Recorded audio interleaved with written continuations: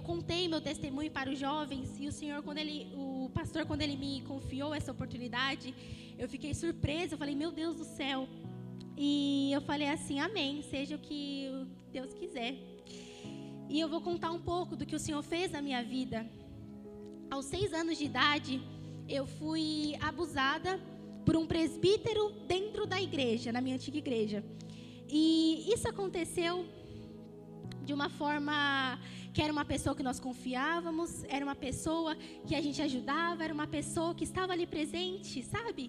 Aquela pessoa que a gente confia. E ele fez isso comigo. Eu tinha 6 anos de idade e foi num lugar onde a gente confia, né? Dentro de uma igreja. O que pode acontecer de mal dentro de uma igreja? E aos 6 anos, isso aconteceu e eu guardei isso durante 6 anos. Então eu fiquei 6 anos guardando tudo aquilo para mim. Eu não contei para minha mãe, eu não contei para meu pai, eu não contei para minha irmã. Eu guardei aquilo para mim, eu não contei para ninguém sobre que aquilo tinha acontecido. Porque aquilo eu achava que era besteira, né? Você pensa, isso é besteira, eu não tenho por que preocupar os meus pais disso. Eu não tenho por que falar para minha mãe sobre isso, ela tem tantos problemas, sabe? Não tem por que a gente colocar isso agora.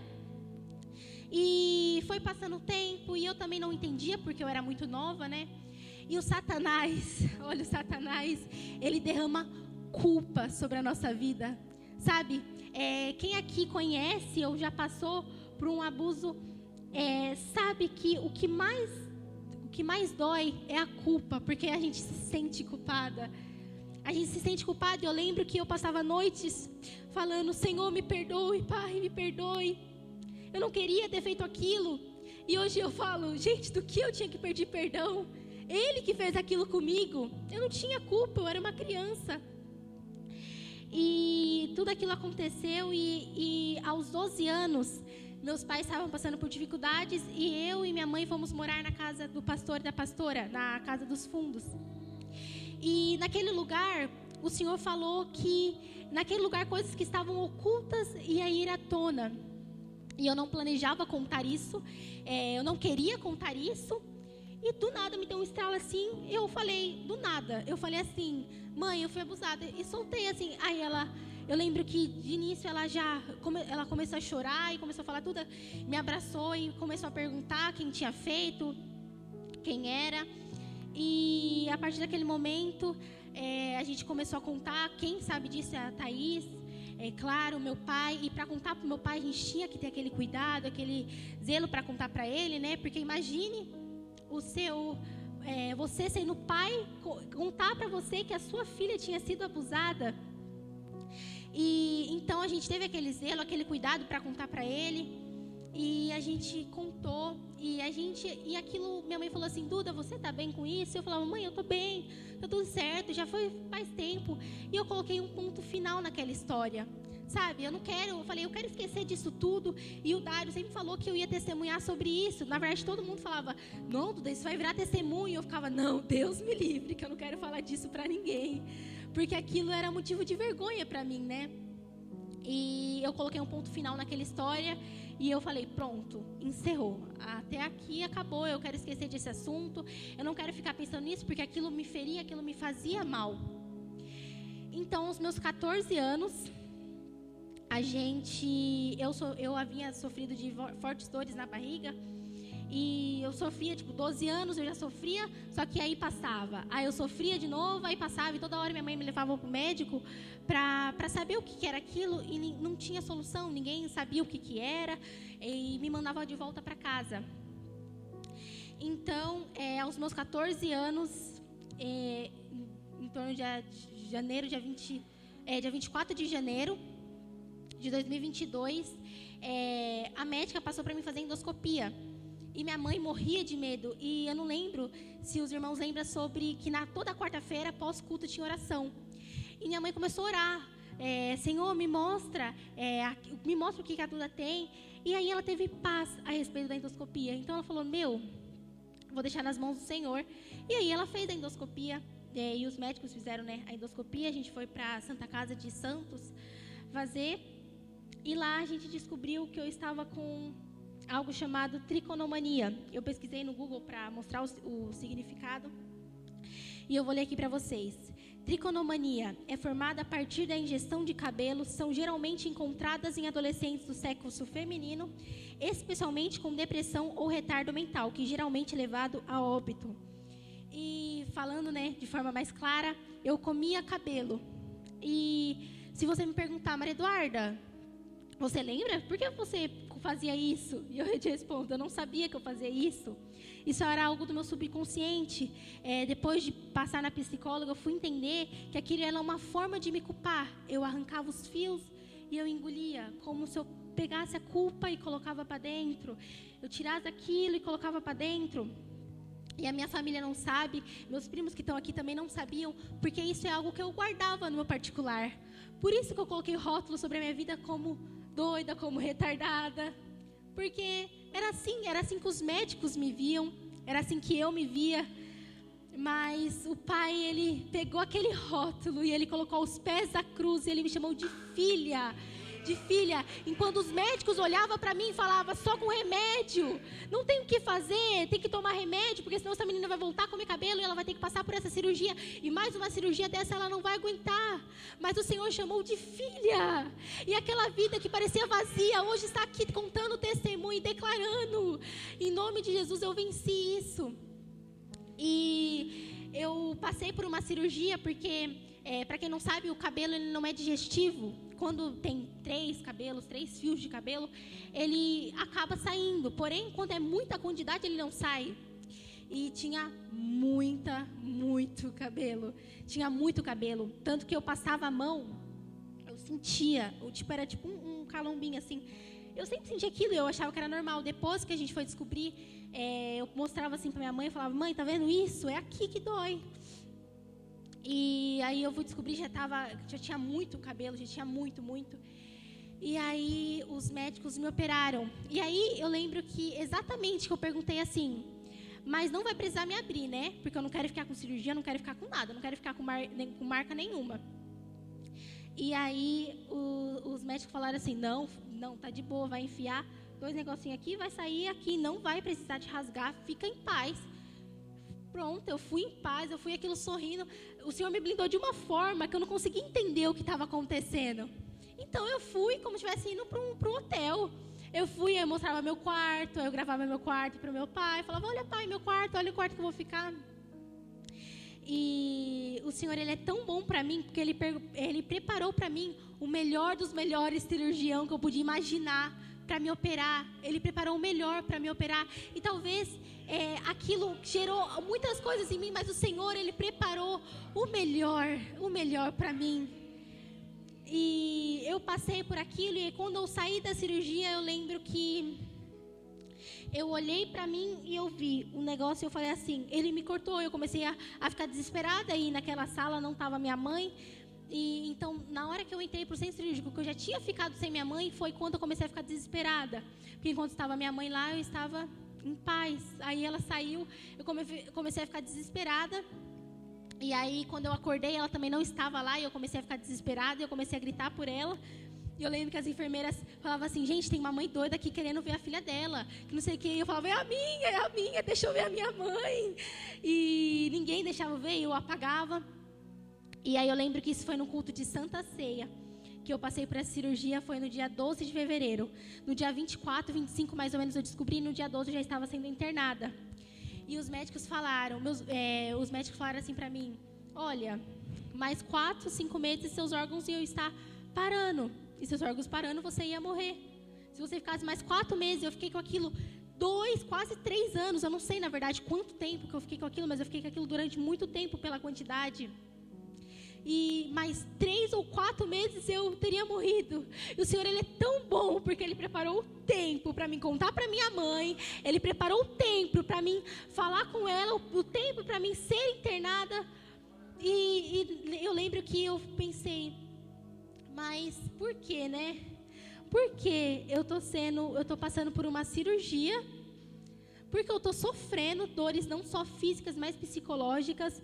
Porque eu estou passando por tudo aquilo, estou sofrendo tudo aquilo dos médicos, que os médicos olhavam para mim e eu me sentia um lixo, porque eles olhavam para mim e falavam, essa aí, mãe, você vai tentar remédio para sua filha. E minha mãe, não, eu não vou dar. E minha mãe, não queria dar remédio para mim. E os médicos falavam, mãe, se você não dá remédio para sua filha vai voltar a fazer isso. Sua filha voltando a fazer isso, ela não vai aguentar mais uma cirurgia. Você quer dar remédio para sua filha ou você quer esperar ela vir fazer mais uma cirurgia?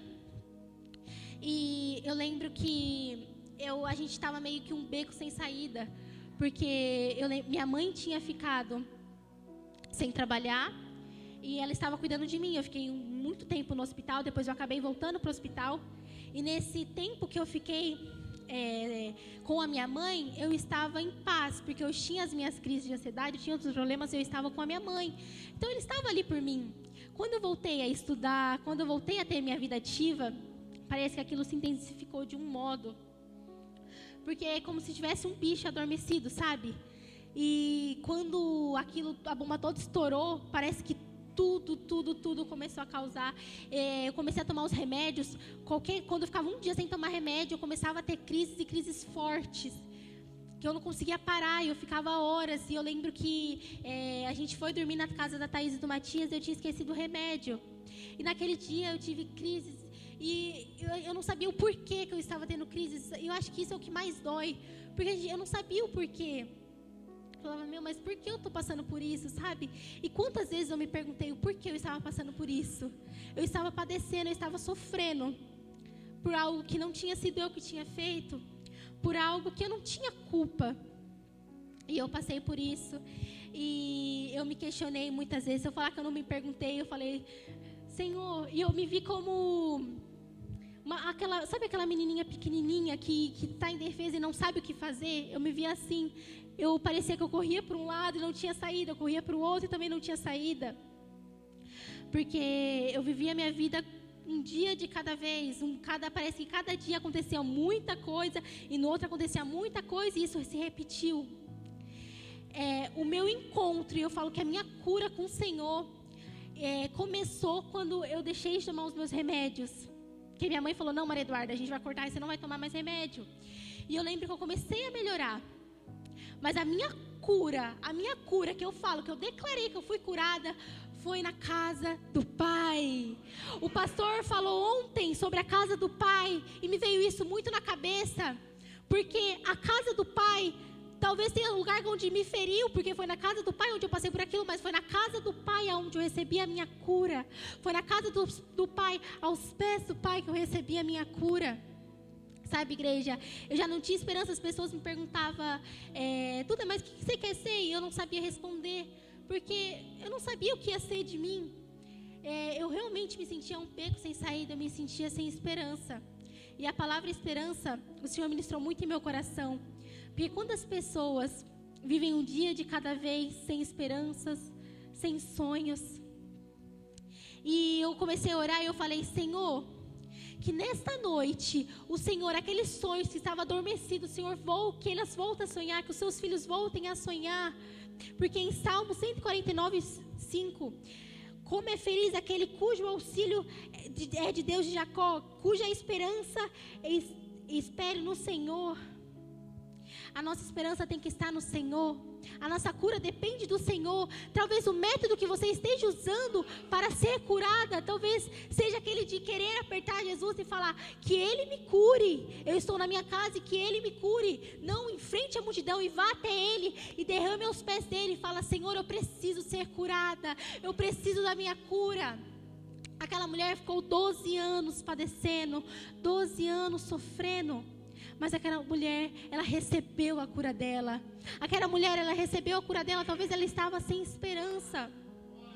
E quantas pessoas se vê aqui sem esperança, sem motivo, e olha e fala, e vê os problemas e fala, tá, mas os meus sonhos não é compatível com a minha realidade. Os meus sonhos, irmão, eu falo pra você que eu não tinha nem sonho. E eu tava falando pra minha mãe, que a Rafaela me ensinou muito sobre isso. Porque quando eu tinha um sonho, ela falava, Duda, sonha mais alto, porque o Senhor vai te dar muito, muito mais além do que você está sonhando. E aquele sonho começou a florescer, sabe?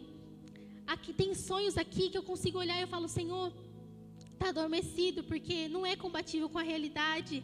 Mas o Senhor, nesta hora, Ele está derramando sonhos de volta, esperança de volta e desejos de volta.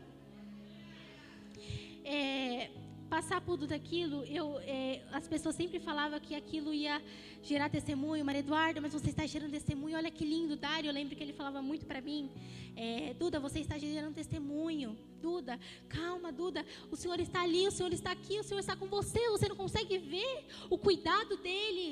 E quando a gente se sente com medo, a gente começa a ter os problemas e a gente não consegue olhar e ver o Senhor nos problemas, sabe? É tão bom falar da bondade do Senhor, mas quando está tudo certo, a gente fala, o Senhor é bom. E quando está tudo errado, cadê a bondade do Senhor? E quantas vezes eu me perguntei, cadê a bondade do Senhor na minha vida? Porque eu estou tendo crise, a minha família não está bem, a minha família não está unida. Cadê a bondade do Senhor? E eu olhava para baixo todos os dias, eu via o que aquele homem tinha feito comigo. Não só eu pensava e eu imaginava, não, eu via, porque a cicatriz me lembrava do que ele tinha feito comigo. E hoje eu falo, a cicatriz me lembra do que o Senhor fez comigo. Essa cicatriz me lembra do como o Senhor foi fiel na minha vida. E hoje eu olho para ela e falo, essa é a marca da bondade do Senhor na minha vida. Porque foi graças a essa cicatriz que hoje eu estou viva. Os médicos, eles olhavam para mim e viam uma vida vazia, sabe? Aquela menina que precisava de remédio para se manter viva, mas tinha um pai que olhava para mim e falava, tem vida aí. Um pai que olhava por mim e falava, eu creio que tem vida aí, isso é para gerar testemunho, descansa em mim. Eu não conseguia entender esse descanse no Senhor, mas quando a gente descansa nele, tudo se torna tão mais leve, sabe? Tão feliz. Eu falo que viver com o Senhor é igual um livro encantado, que a princesa, ela passa por dificuldades, mas no final sempre há um felizes para sempre. E eu falo exatamente assim, no final vai ser felizes para sempre. Eu posso estar passando por tudo, mas no final vai estar feliz para sempre, porque eu estou com meu Pai. Eu estou com meu Pai. Foi aos pés do Mestre que eu encontrei a minha cura. E não só a minha cura, mas a minha felicidade. A minha verdadeira felicidade. O pastor falou aqui sobre felicidade do mundo, que a felicidade do mundo é passageira, que tem um prazo de validade. É exatamente assim. Enquanto a gente busca a felicidade no mundo, a nossa felicidade vai ter prazo de validade. Mas quando a gente busca a nossa felicidade no Senhor, ela é eterna. Ela é eterna, porque aos braços do Pai que nós encontramos refúgio, felicidade. Sabe, o Senhor, Ele é tão bom para mim. E hoje eu consigo ver a bondade dEle nos mínimos detalhes. Na vida da minha mãe, que... Ai, gente, vou até chorar pra falar da vida dela. Porque quando eu me sentia tão sozinha, ela me mandava um abraço. Quando eu me sentia só, tinha um abraço da minha mãe. E o Senhor, Ele é tão bom na minha vida, porque Ele me deu a melhor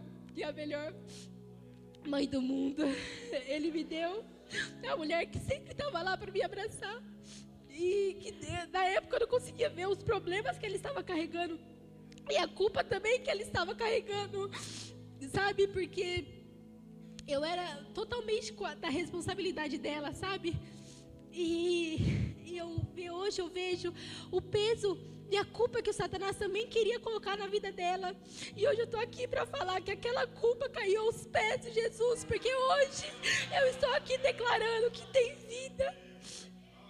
Eu estou declarando que por mais que os médicos olhavam para mim e não via, eu estou falando que hoje o Senhor, Ele derramou vida e cura sobre a minha vida.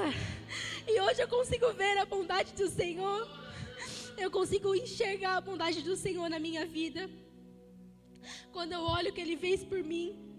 E eu me questionei e falava, Senhor, mas por que tanto tempo? Por que eu demorei tanto tempo para falar para minha mãe? Por que eu demorei tanto tempo para contar? Se eu tivesse contado mais cedo, aquilo não teria acontecido comigo. Talvez eu não teria eu não teria esse problema, sabe? Era só ter contado para os meus pais. Mas o Satanás, ele nos aprisiona de uma forma, porque eu lembro que todas as noites eu chorava, e eu chorava, eu me sentia só, eu me sentia tão sozinha, sabe? A gente escuta falar, quando a gente é criança, a gente escuta falar de um Deus, a gente escuta falar de um Deus que salva, de um Deus que cura. E como Gideão falou, mas Senhor, se o Senhor está comigo, como que o Senhor está comigo? Se eu escutei maravilhas que meus pais me contaram. E era exatamente assim, a gente escuta maravilhas que nossos pais contam, mas quando a gente é criança a gente não consegue entender. E eu me vi como Gideão, onde as pessoas falavam, o Senhor é contigo. E eu falava, como o Senhor é comigo? Olha o que eu estou passando. As pessoas não conseguem entender. E quem olhava para mim viu uma criança feliz, porque a minha família não sabia o que eu passava. Ninguém sabia o que eu passava ao certo, mas o Senhor, Ele sabia. O Senhor, Ele sabia. O Senhor, Ele derramou cura sobre a minha vida. E hoje eu estou aqui para dizer e proclamar, tem cura. Talvez o método que você esteja encontrando para ser curada não é esse, sabe? Você está esperando que a cura venha, que o Senhor toque em você, mas hoje eu falo, vá aos pés dEle e clame pela cura, que o Senhor, Ele vai derramar cura sobre a sua vida, aleluias. O nosso Deus, Ele derrama cura sobre as nossas vidas. Vá até Ele, se derrame aos pés do Pai, aleluias. Se derrame aos pés do Pai. A equipe de louvor pode estar subindo em nome de Jesus. Se coloca de pé, igreja. Que hoje o Senhor, Ele possa derramar cura sobre vidas aqui. Que o Senhor nesta noite Ele possa derramar sonhos. Sabe aqueles sonhos que estavam escondidos, aqueles sonhos que talvez sem esperança, por não saber o dia de amanhã, não sonhávamos. Sabe, o Senhor, Ele derrama cura sobre esta igreja, sonho. Igreja, vá aos pés do Pai, porque aos pés do Pai nós encontramos cura, aos pés do Pai que nós encontramos felicidade, é aos pés do Senhor aonde a gente encontra a verdadeira felicidade, aleluias. Vá aos pés do Pai nesta noite, vá aos pés do Pai nesta noite, aleluia. Vem até a frente, quem quiser vem até a frente, e que nesta noite o Senhor, Ele possa estar derramando sonhos que estavam guardados, esperança. Ah, Senhor, Pai, eu vejo aqui pessoas sem sonhos, sem esperança, por não saber do dia de amanhã. Mas o Senhor, nesta noite, Ele derrama sonhos. O Senhor, nesta noite, Ele derrama vida naqueles que parecem estar tão vazios, mas o Senhor derrama cura e vida nessa igreja, aleluias. Que nesta noite, Espírito Santo possa falar com cada um, que nesta noite, Espírito Santo possa falar na vida de cada pessoa, aleluias. Em nome de Jesus, eu agradeço a oportunidade, amém?